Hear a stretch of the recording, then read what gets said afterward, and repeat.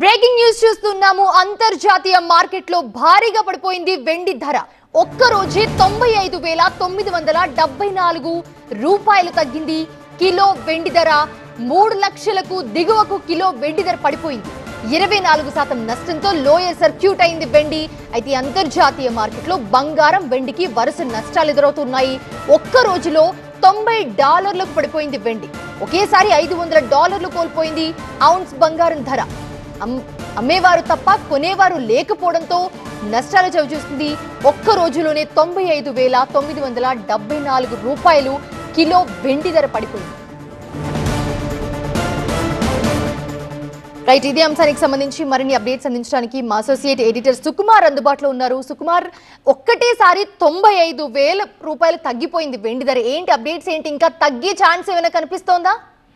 మీరు ఈ న్యూస్ చదవడం మొదలు పెట్టిన దగ్గర నుంచి మళ్ళీ ఫాల్ ఇంకా కంటిన్యూ అయింది. ప్రస్తుతం మనకి 1,05,706 రూపాయలు కోల్పోయి 2,94,000 దగ్గర ప్రస్తుతం మనకి ఎంసీఎక్స్ లో వెండి ట్రేడ్ అవుతుంది. అదేవిధంగా గోల్డ్ కూడా దాదాపు 15,246 రూపాయలు, అంటే 1,54,000కి రావడం జరిగింది. ఇంతే కాకుండా మనకంటే ప్రిషియస్ మెటల్సే కాకుండా నార్మల్ మెటల్స్, కాపర్ కావచ్చు, ఇవన్నీ కూడా దాదాపు 8%, అల్యూమినియం అయినా, జింక్ అయినా, లెడ్ అయినా, ఏదైనా కూడా దాదాపు 8% వరకు కూడా కోల్పోయిన పరిస్థితి ఇప్పుడు మనకి మార్కెట్స్ లో కనిపిస్తున్నాయి. ముఖ్యంగా గత 2-3 రోజుల నుంచి కూడా TV9 లో వరుస కథనాలు ఇస్తున్నాము. అంటే రాబోయే రోజుల్లో బంగారం మీద ఎలాంటి బ్రేకప్స్ ఉంటాయి, అదేవిధంగా బంగారం ఎంత వరకు కోల్పోయే అవకాశం ఉంటుంది, ఎలా కోల్పోతుంది, దానికి సంబంధించిన రీజన్స్ అన్ని కూడా కంటిన్యూస్ గా మనం టెలికాస్ట్ చేస్తున్నాం. దానికి అనుగుణంగానే ఈ రోజు మనకి మార్కెట్ లో ఇంత ఫాల్ వచ్చినట్టుగా కూడా మనకి చాలా క్లియర్ గా కనిపిస్తుంది.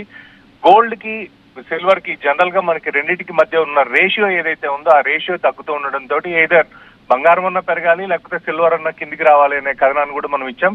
కాకపోతే ఇందులో మనం గమనించాల్సింది ఏంటంటే బంగారానికి నిజమైన డిమాండ్, అంటే రీటైల్ డిమాండ్ కేవలం చైనా, ఇండియా, ఈ 2 దేశాల్లో మాత్రమే ఉంది.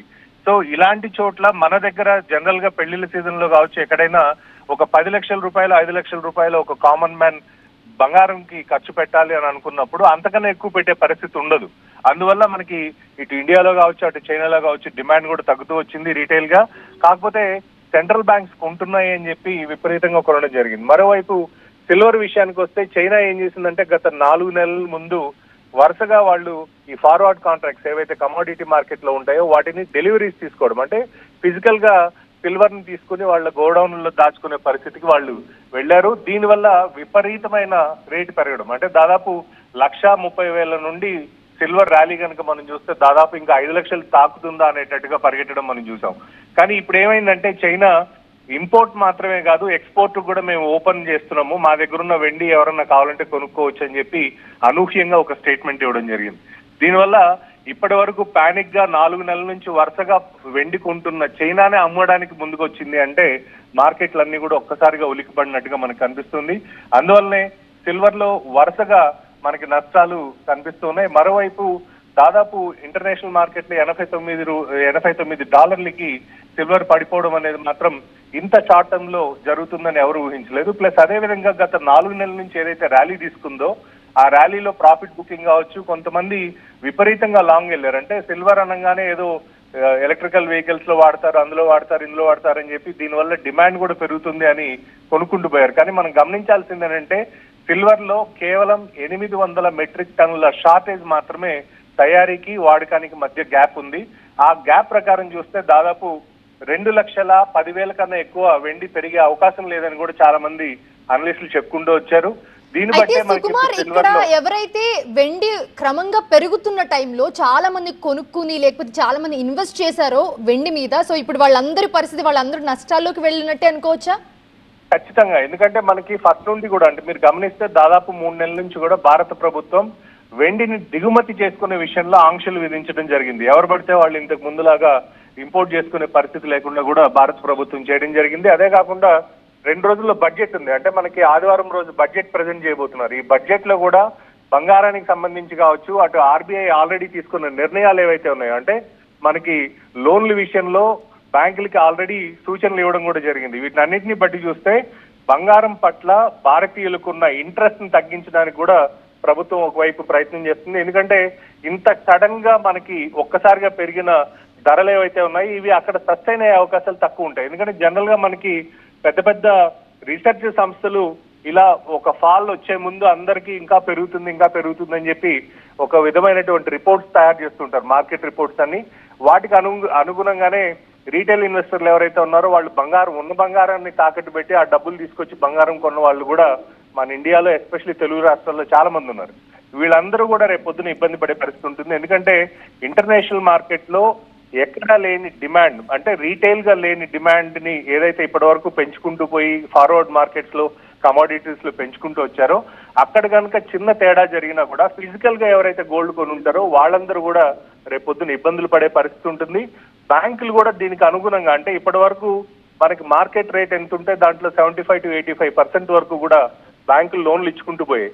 కానీ ఇప్పుడు గత 2-3 నెలల నుంచి ఎవరైతే గోల్డ్ లోన్స్ పెట్టారో వాళ్ళందరి దగ్గర ఆ వేరియేషన్ అమౌంట్ ఏదైతే ఇప్పుడు పడిన ఈ రోజు రాత్రి మనకి దాదాపు $500 అంటే చాలా పెద్ద విషయం.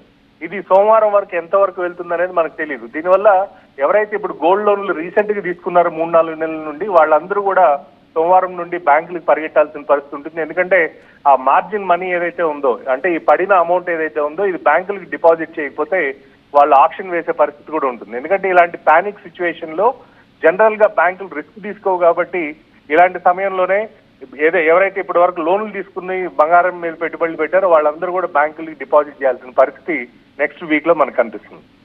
రైట్, ఒక్కసారి ఇప్పుడు మీరు చూస్తున్న టైం కి ఇంకా ఏమైనా తగ్గే అవకాశం కనిపిస్తుందా కంటిన్యూగా, లేకపోతే ఇది ఇంక ఇలానే కొనసాగుతుందంటారా? ఎంసీఎక్స్ లో జనరల్ గా మనకి 24% కి లోయర్ సర్క్యూట్ అయిన తర్వాత ట్రేడింగ్ హాల్ట్ అవుతుంది. అంటే మనకి ఇంతకన్నా మార్కెట్స్ ఈ రోజు రన్ చేయలేము అని చెప్పి ఎంసీఎక్స్ క్లోజ్ చేస్తుంది. అయినప్పటికీ కూడా ఈ ఉన్న సెల్లింగ్ ప్రెషర్ తట్టుకోవడానికి, అంటే మనకి రేపు శనివారం మార్కెట్లు ఉండవు, అదేవిధంగా ఆదివారం బడ్జెట్ ఉన్న కారణంగా ఎంసీఎక్స్ ఉంటుంది కాబట్టి ఈ రోజు ఇంటర్నేషనల్ మార్కెట్లను చూసి ఎవరైనా ఎగ్జిట్ తీసుకోవాలనుకుంటే ఇద్దరు ఈ రోజన్నా అమ్ముకోవాలి లేకపోతే ఆదివారం అన్న అమ్ముకోవాలి. సో ఈ మధ్యలో ఒక రోజు గ్యాప్ ఉంది కాబట్టి అందరూ పానిక్ అవుతున్న పరిస్థితి మనకు చాలా క్లియర్ కనిపిస్తుంది.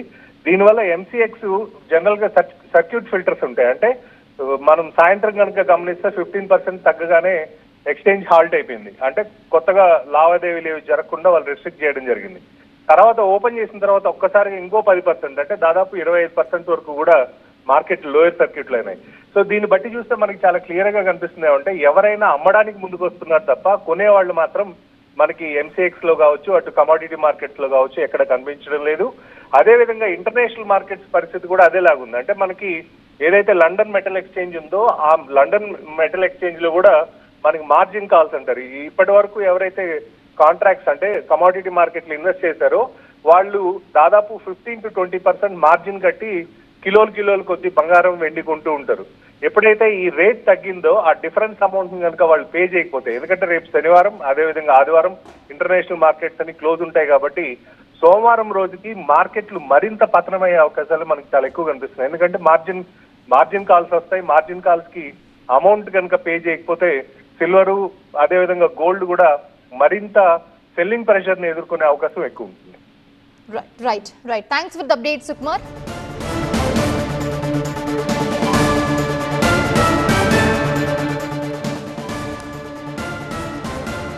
ప్రస్తుతం చూస్తూ ఉన్నాము అంతర్జాతీయ మార్కెట్లో వెండి ధర భారీగా పడిపోయింది. ఒక్క రోజులోనే 95,974 రూపాయలు తగ్గింది కిలో వెండి ధర. ఇది ఇంకా కంటిన్యూగా తగ్గే అవకాశం ఉందని కూడా చెప్తున్నారు. 3 లక్షల దిగువలో వెండి ఉంది ప్రస్తుతం.